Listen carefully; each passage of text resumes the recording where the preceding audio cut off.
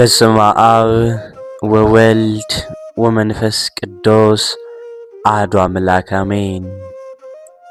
በክርስቶስ ክርስቲያን በወልድ ወልደ እግዚአብሔር በመንፈስ ቅዱስ መንፈሳውያን የተሰኛችሁ የኃያሉ የልዑል እግዚአብሔር ቤተሰቦች የእናታችን የቅድስት ድንግል ማርያም የአስራት የበኩራት ልጆች እንኳን ለመጋቢት 5 ቀን ለዓመቱ አቡነ ገብረ መንፈስ ቅዱስ ዓመታዊ መታሰቢያ ክብረ በዓል በሰላም በጤና ደረሳችሁ። ዝክር ሚዲያችንን ሰብስክራይብ፣ ላይክ እንዲሁም ሼር በማድረግ አገልግሎታችን እንድታበረታቱ ስንል በልዑል እግዚአብሔር ስም በትህትና ቃል እናሳስባለን። ከአባታችን ከአቡነ ገብረ መንፈስ ቅዱስ ረድኤታቸው በረከታቸው አማላጅነታቸው አይለየን፣ አሜን።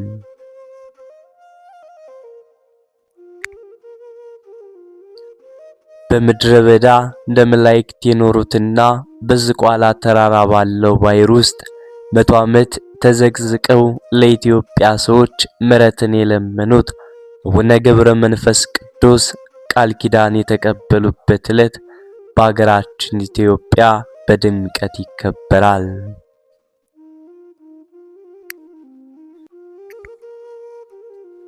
አባታችን አቡነ ገብረ መንፈስ ቅዱስ ሀገራቸው ነይሳ ግብጽ ነው። አባታቸው ስምዖን እናታቸው አቅሌስያ ይባላሉ። ልጃቸው 30 ዘመን ሲያለቅሱ ሲያዝኑም ኖረዋል። አንድ ቀን አቅሌስያ ቤተ እግዚአብሔር ገብታ ከስለ ሥላሴ ስር ወድቃ ስትማጸን ክብሩ ከሰማይ ከፍታ የሚበልጥ ልጅ እንጂ ተቀበይ የሚል ድምፅ ታላቅ ከሰማይም ሰማች። ስልጣኑ ከሰማይ ከፍታ ከፍ የሚል ንጽሕናው ከሚካኤል ከገብርኤል የሚተካከል ክህነቱ እንደ መልከ ጼዴቅ እንደ መጥምቁ ዮሐንስ እንደ ነቢይ ኤልያስ የሆነ ልጅ እንቺ ተቀበይ አላት።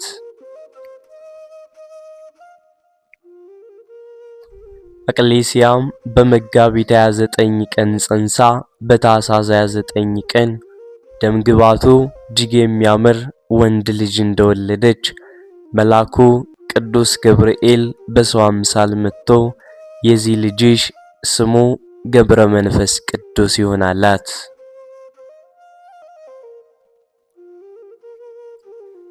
ወዲያውም ሕፃኑ ተነስቶ ከእናቱም ጭን ወርዶ ስብሐት ለአብ ስብሐት ለወልድ ስብሐት ለመንፈስ ቅዱስ እያለ 3 ጊዜም ሰገደ። ዳግመኛም ከጨለማ ወደ ብርሃን ላወጣኸኝ ለአብ ለወልድ ለመንፈስ ቅዱስ ምስጋና ይሁን አለ።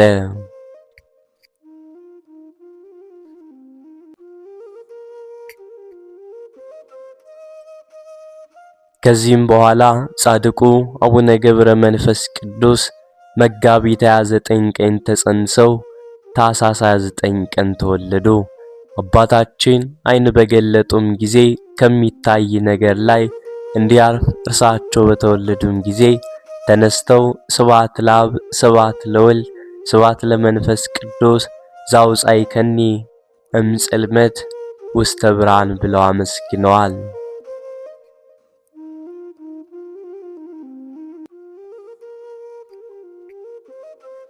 ቅዱስ አባታችን ለአምላካቸው ሰግደውም አብ ወልድ መንፈስ ቅዱስን ካመሰገኑም በኋላ እናታቸው አላቀፈቻቸውም፣ ጡትም አልጠቡም።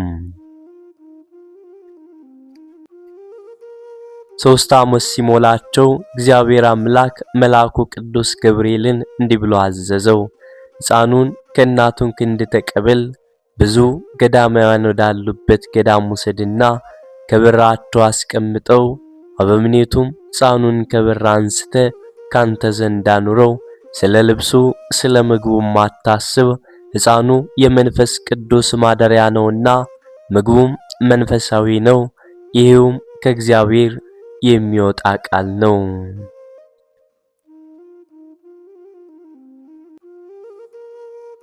ሰው በእንጀራ ብቻም እንደማይኖር እወቅ ብለው በማለትም አዘዘው።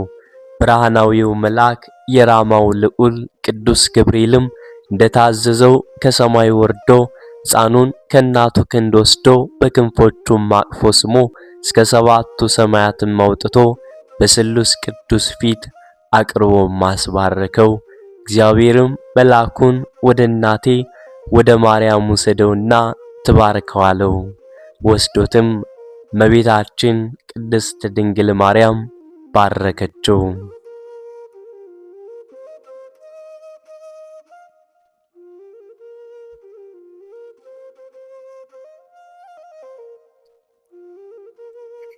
ዳግመኛም ከአዳም ጀምሮ ሄሮድስ በግፍ እስካስፈጃቸው ሕፃናት ያሉት ሁሉም ቅዱሳን ነቢያት፣ ሐዋርያት፣ ጻድቃን፣ ሰማዕታት፣ ደናግልና መነኮሳት ሁሉም እንዲባርኩት አድርገው መልሰው ከእግዚአብሔር ፊት አቆመው።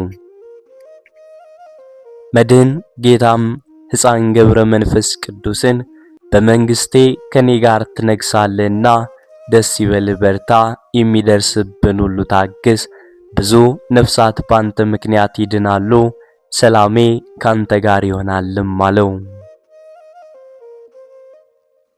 ከዚህም በኋላ መልአኩ አባ ዘመደ ብርሃን ወዳለበት ገዳም አወረደውና ሕፃኑን ከበር ላይ አስቀምጦ እርሱ ወደ ውስጥም ገብቶ እግዚአብሔር እንዳዘዘው ሁሉን ነገረው።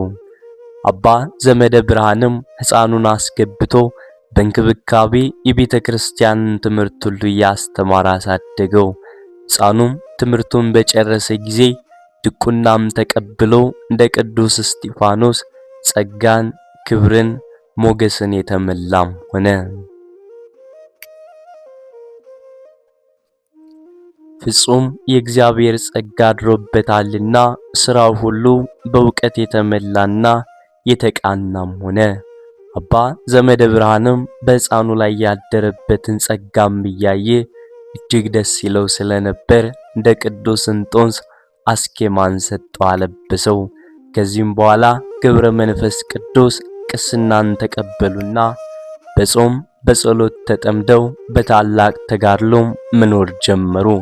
እንደ ሐዋርያትም የታምራትን የፈውስን ሀብት ተሰጣቸውና ድውያንን የሚፈውሱ፣ ሙታንን የሚያስነሱ፣ አጋንንትን የሚያወጡም ሆኑ።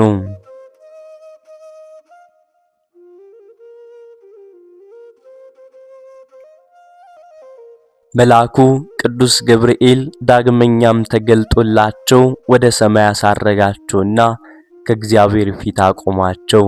ያን ጊዜም ጌታችን ክቡራን የሆኑ እጆቹን ዘርግቶ ከባረካቸው በኋላ በጸሎት ከሲኦል የምታወጣቸው ብዙ ነፍሳቶች አሉ። ድውያንን ትፈውሳለህ፣ ከእንግዲህ ወዲህ ከሰው ተለይተ ወደ ጫካ ገብተ ከአንበሶችና ከነብሮች ጋር ኑር አላቸው።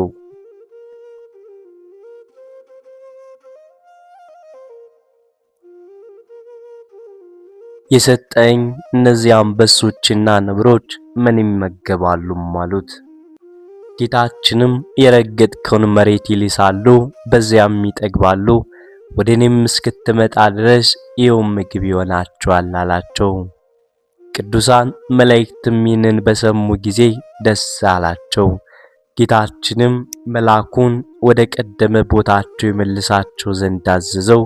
ከዚህም በኋላ አቡነ ገብረ መንፈስ ቅዱስ ከራሳቸው እስከ እግር ጥፍራቸው ጠጉር በቀለላቸው። የፀጉራቸው ርዝመቱ 1 ክንድ ከስንዝር ነው።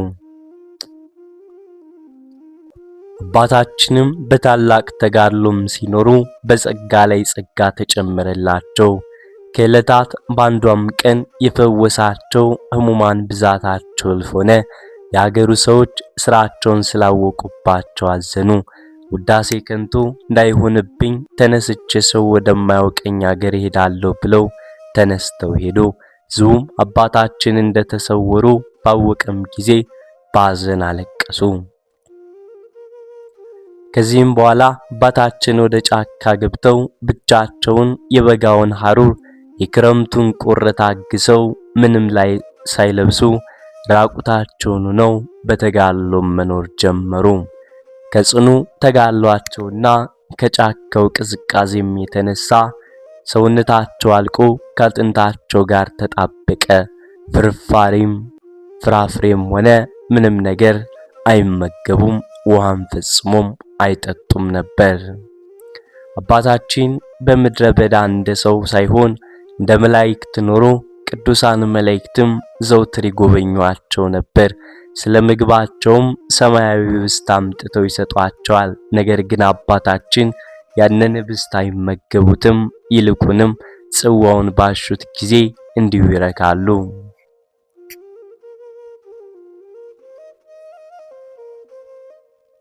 አባታችን በተወለዱበትም ቤት አልኖሩምና እናት አባታቸው የሥጋ ዘመዶቻቸውን አላወቋቸውም። በበረሃ ብቻቸውን ኖሩ እንጂ ነገር ግን ሰማያውያን ሁሉ ወዳጆቻቸው ሆኑ። እመቤታችንም ወዳጄ ትላቸዋለች። ነቢያት ሐዋርያት ወገናችን ይሏቸዋል። መላእክትም ወዳጃችን እያሉ በክንፋቸው ያቅፏቸዋል። የአባታችን መዓዛ ጫካቸውን ይሞላው ነበር። በመንፈስ ቅዱስም ኃይል ወደ ፈለጉት ቦታ በፍጥነት እንደ ወፍ ይበራሉ። ስለተሰጣቸውም ጸጋ የበረሃ እንስሳት አንበሳና ነብር ሁሉ ይገዟቸዋል፣ ያገለግሏቸዋል። አባታችን ሁልጊዜም እንዲሉ ነበር፣ የሚጣፍጥ ምግብን መውደድ ኃጢአትን ያመጣል፣ ሞትን ያስከትላል። ክንፍ ያላቸው የሰማይ ወፎች እንኳን በመብል ምክንያት ይጠመዳሉ። ምግብ በመሻት ከምድር ላይ ይወድቃሉ፣ ወጥመድም ይያዛሉ።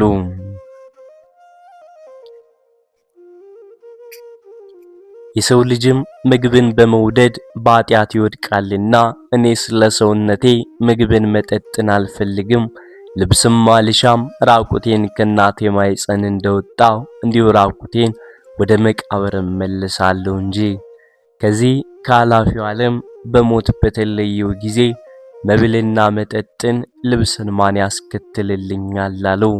ዳግመኛም ሰው ሊደርስ በማይችልበት በረሃ እኖራለሁ፣ ነጣቂ ተኩላዎችና አራዊቶች ባሉበት እነርሱ እንዲበሉኝ ሥጋዬን እጥላለሁ። ዳዊት በመዝሙር የጻድቃን ሥጋቸው ለዱር አራዊት ነው እንዳለም እኔ ክፉ አውሬዎች ተናዳፊ እባቦች ዘንዶች ወዳሉበት እገባለሁ፣ ምግብ መሆናቸው ዘንድ እወዳለሁ በማለት አባታችን ራሳቸውን ለሞት አሳልፈው ይሰጡ ነበር።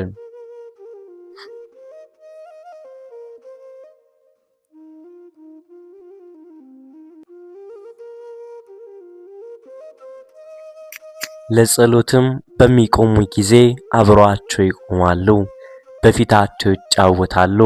በአንደኛው ዕለት አባታችን ጸሎታቸውን እንደጨረሱ ሰማይ ተከፍቶ የእንስሳት ድንኳን ተገልጦ 40ቱ እንስሳ እግዚአብሔርን ዙፋን ተሸክመው 24ቱ ካህናተ ሰማይ ማዕጠንተ ወርቅ ይዘው ቅዱሳን መላእክትና አለቆቻቸው በበነገዳቸው በዙሪያው ቆሞ ጌታችን ለአቡነ ገብረ መንፈስ ቅዱስ በአንድነት በሶስትነት እንደተገለጠላቸው አባታችን ይህንን ባዩም ጊዜ እጅግ ፈርተውና ደንግጠው መሬት ላይ ወደቁ። ጌታችንም ካጸናቸውና ካበረታቸው በኋላ ዮሐንስ ቀሌምሲስ እኔን እንዳየኝ አንተም እኔን ማየት የምትችልበትን ዓይን ሰጣለሁ። ወዳጅ ሆይ ምን ትሻለህ? የምትጠይቀኝስም ነገር ምንድነው? ልይ ብለህ በለመንከኝ ጊዜ ተገለጥኩልህ። 80 ዓመት በጫካ ኖርክ፣ በበረሃዎች ዞርክ፣ ከአንበሶችና ነብሮች ከአራዊትም ጋር መኖር አልፈራም። ጨክነ እስከ ሞት ድረስ ታገስክ። የመረጥኩ ወዳጄ ገብረ መንፈስ ቅዱስ ሆይ ምን አደርግልህ ዘንድ ትወዳለህ አላቸው። አባታችንም ይህንን ቃል ከጌታችን ሲሰሙ አምላኬ ሆይ ይህን ልታደርግልኝ አይገባኝም፣ በፊትስ ሞገስ ካገኘው የገቡታን ሰዎች ማርልኝ፣ እነርሱ ኃጥአን ናቸውና አንተ ንስሐ ለማይሹ ጻድቃን አልመጣህምና ኃጥአንን ወደ ንስሐ ልትመልስ ነው እንጂ አሉት። ዳግመኛም አቤቱ እንደ ክረምቷ ባቸውን እያፈሰሱ ጥርሳቸውን እያፋጩ በደይን የሚኖሩትን አስባቸው። ሰይጣን አስቷቸዋልና በማወቅ በማለማወቅ በሰሩት ማራቸው፣ ይቅርም በላቸው ያሉ ወደ ጌታችን ለመኑት። ጌታችንም ወዳጄ ሆይ የለመንከኝን አልከለክልም፣ እንደ ቸርነቴም ስምህን የጠሩትን መታሰቢያን ያደረጉትን ኃጣንን ምሬአለሁ። የለመንከኝ ሁሉ አደርግልህም ዘንድ ቃል ኪዳን ሰጥቻለሁ አላቸው።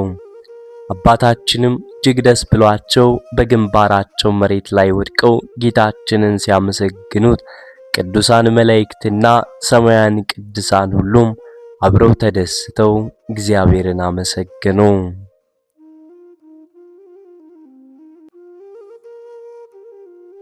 አባታችንም ይህንን ቃል ኪዳን ሲቀበሉ እድሜያቸው 300 ዓመት ነበር። ጌታችንም የመላእክት አለቆች ስለ ወዳጄ ገብረ መንፈስ ቅዱስ ምልጃ ወደ ገሃነም ሂዱና የኃጥአንን ነፍስ አውጡ፣ ከሥርዓታቸውም ፍቷቸው አላቸውና እነርሱም የገቡታን ሰዎች 3000 ነፍሳት ከደይን አውጥተው ወደ ገነት አገቧቸው። ዳግመኛም አቡነ ገብረ መንፈስ ቅዱስን እንዳንተ ካሉት ሰዎች በቀር በዓለም ያሉ ሰዎች እንዳያውቁ አደርጋለሁ። መላእክት ይጎበኙዋል እንጂ ከካህናት ከመነኮሳት ከምእመናኑ ወገን ቢሆን ምንም ያለ ፈቃድ አያይም። ወዳጄ ሆይ እንደወደድክም እኔንና አባቴን መንፈስ ቅዱስ በሦስትነት ያየኝ። አሁንም ወደ ኢትዮጵያ ሂድ፣ በዚያ ከደይን የምታወጣቸው ነፍሳቶች አሉ አላቸው። አባታችንም አምላኬ ሆይ ወደዚያች አገር ማን ያደርሰኛል አሉት። እግዚአብሔርም እኔ በስልጣን ያደርሳለሁ ካላቸው በኋላ ከእርሳቸው ተሰወረ።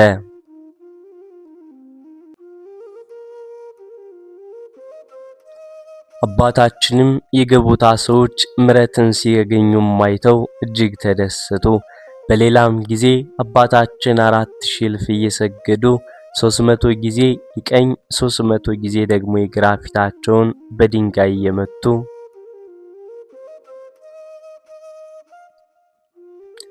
መዝሙረ ዳዊትን እየደገሙ 15ቱን ማይሌ ነቢያት ማይሌ ሰለሞንና ውዳሴ ማርያም እየጸለዩ ለኃጥአን ምሕረትን ሲለምኑ እንባቸው እንደ ውሃ ይፈስ ነበር።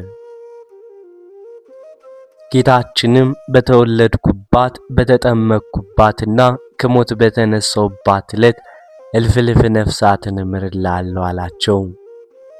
ከዚያም አባታችን 60 አንበሶች 60 ነብሮች እየተከተሏቸው ወደ ሀገራችን ኢትዮጵያ መጡ። ብርሃናዊው መልአክ ቅዱስ ገብርኤልም ከነዚሁ ተከታዮቻቸው ጋር በንፋስ ሰረገላ ጭኖ ምድረ ከብድ አደረሳቸው። ዳግመኛም ደብረ ቅዱስ ወደሚባለው ወደ ዝቋላ ወሰዳቸው። አባታችንም በውሃ ዳር ቆሞ ምስራቁን፣ ምዕራቡን፣ ሰሜኑን፣ ደቡቡን በመመልከት በኢትዮጵያም ያሉትን ኃጢአታቸውን በሰዎች ላይ ያደረው ፍንትው ብሎ የተገለጠም ሆነ። ሰው የገዛ ፊቱን በመስታወት እንደሚያይ የኃጥአንም ስራቸው በአባታችን ፊት እንዲሁ የተገለጠ ነውና አባታችንም የኢትዮጵያ ሰዎች ኃጢአታቸውን በግልጽ በተመለከቱም ጊዜ ተወርውረው ወደ ባሕሩ በመግባት ተዘቅዝቀው መጸለይ ጀመሩ። ከባሕር እንዳልወጣ በእግሬም እንዳልቆም በሕያው ስምም እያለሁ ብለው 40 መዓልት 40 ሌሊት ቆዩ። በ40ኛ ቀናቸው የታዘዘ መልአክ መጥቶ ስምህን የጠራ መታሰቢያን ያደረገ ምርልሃለሁ ብሎአል አላቸው።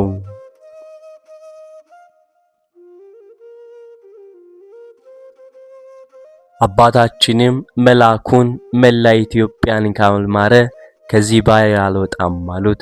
መልአኩም ከእርሳቸው ተለይቶ ከሄደም በኋላ አባታችን በዚያ ባሕር ውስጥ 100 ዓመት ተዘቅዝቀው ሲጸልዩ ኖሩ። አባታችንም በባሕር ውስጥ ተዘቅዝቀው 100 ዓመትም ሲጸልዩ ከኖሩም በኋላ ደማቸው ፈሶ አለቀና ውሃ ደም መሰለ። ስጋቸው አልቆ አጥንቶቻቸውም እንደ በረዶ ሆኑ።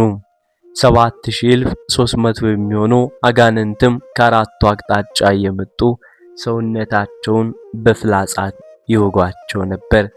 ጌታችን መጥቶ ከባሕሩ ዳር በመቆም ወዳጄ ገብረ መንፈስ ቅዱስ ሆይ መላ ኢትዮጵያን ምሬልሃለሁና ተነስ ከባሕሩ ጣላቸው።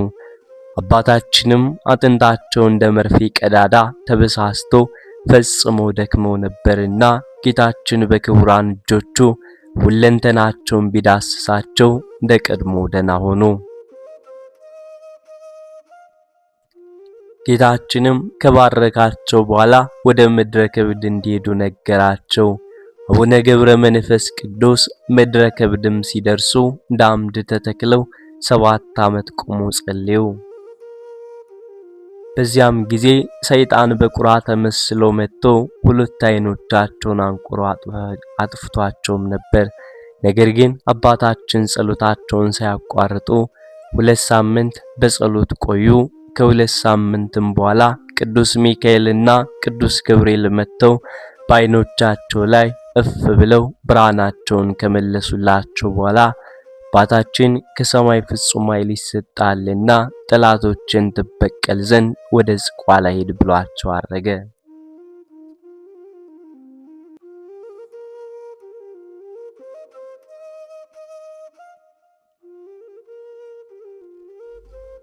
አባታችንም ወደ ምድረ ከብድ ከተመለሱም በኋላ መንፈስ ቅዱስ የተራቸው 3 ቅዱሳን ሁሉም በየአንበሶቻቸው ላይ ተቀምጠው ወደ ምድረ ከብድ መጡ። እነዚህም ቅዱሳን የዋልድባ አቡነ ሳሙኤል፣ ያዘሉ አቡነ አንበስ እና ከላላይ ግብጽ ተነስቶ የመጣው አቡነ ብንያም ናቸው። ነገር ግን አባታችን እነዚህን ቅዱሳን ስለተሰወሯቸው ቅዱሳኑ እስከ 7 ቀን ድረስ በመላም ሰነበቱ። አባታችን የሚያስፈሩ አንበሶች ወጥተው የቅዱሳን አንበሶቻቸውን ገለው ደማቸውን አፍስሰው ስጋቸውን በሉ። 3ቱም ቅዱሳን በዚህ ፈጽመው ደንግጠው ሳለ አባታችን ገብረ መንፈስ ቅዱስ 8 ነብሮችና 8 አንበሶችን አስከትለው ተገለጡላቸውና ሰላም ለእናንተ ይሁን አሏቸው።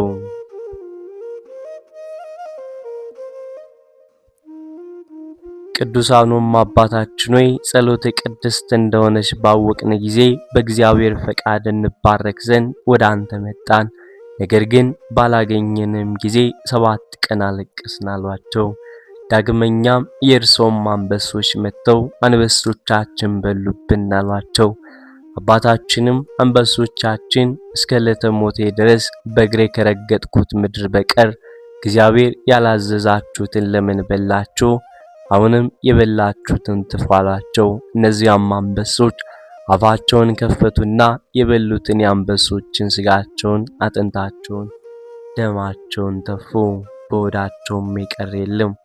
አባታችንም ወዲያው ወደ ምስራቅ ዞረው ካመሰገኑ በኋላ አቤቱ አልዓዛርን ያስነሳው አንተ ነህና አሁንም እነዚህን አናብስት ከሞት አስነሳቸው፣ ለባሮችም የድካማቸውን ማረፊያ ይሆንላቸው ዘንድ የሰጣቸውን አትከልክላቸው እያሉም ጸልዩ። አቡነ ገብረ መንፈስ ቅዱስ እንዲህ ብለው ጸሎታቸውን ከጨረሱም በኋላ የአንበሶቻቸውን ስጋቸውን በመስቀል ምልክት ባርከው በጌታዬ በፈጣሪ በኢየሱስ ክርስቶስ ኃይል ተነሱም አላቸው። አንበሶቹም እንደ ዓይን ጥቅሻ ፈጥነው ተነሱ፣ እንደ ቀድሞም ሆኑ። ለአባታችንም እጅ ነስተው ሰግደው የእግሩን ትቢያ ምላሱ። አባታችንም ወደ ጌቶቻቸው መለሳቸው።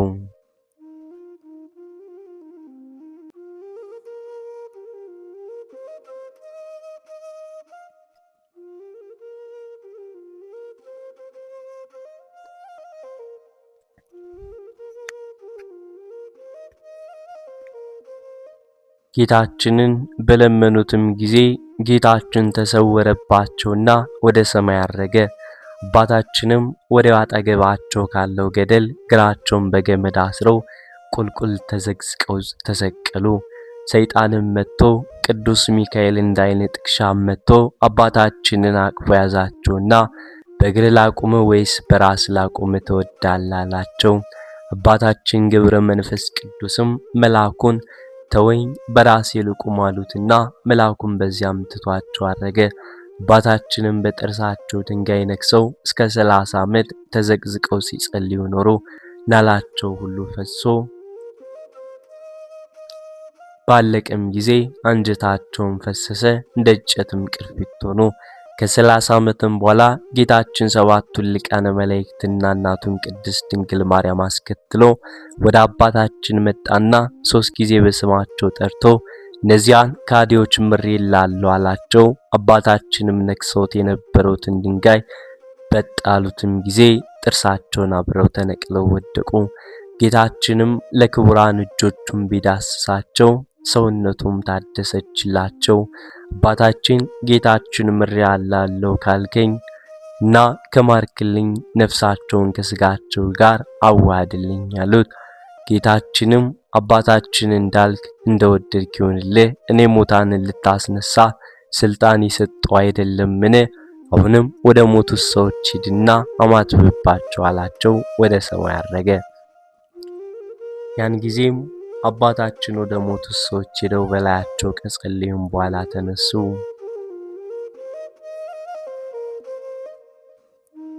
ክርስቲያንም ካደረጓቸውም በኋላ ሃይማኖታቸው ጥምቀታቸውን አጽንተው ቤተክርስቲያንም ሰርተው በጽድቅ ሕይወት እየኖሩ የእግዚአብሔር አገልጋይም ሆነው አምላከ ገብረ መንፈስ ቅዱስ እያሉ ሲያመሰግኑ ተመለከቷቸው። አባታችንም ይህንን አይተው ስለ ሰዎቹ መዳን ደስ ተሰኝተው ተመልሰው ወደ ምድረ ከብድ መጡ። ነገር ግን ሄደው እንደጎበኟቸውም ሰዎቹም አላወቁም ነበር። እነዚያም ክርስቲያኖች እስከዛሬም ድረስ አሉ። አባታችን አቡነ ገብረ መንፈስ ቅዱስ በኢትዮጵያ 262 ዓመት ኑረው 562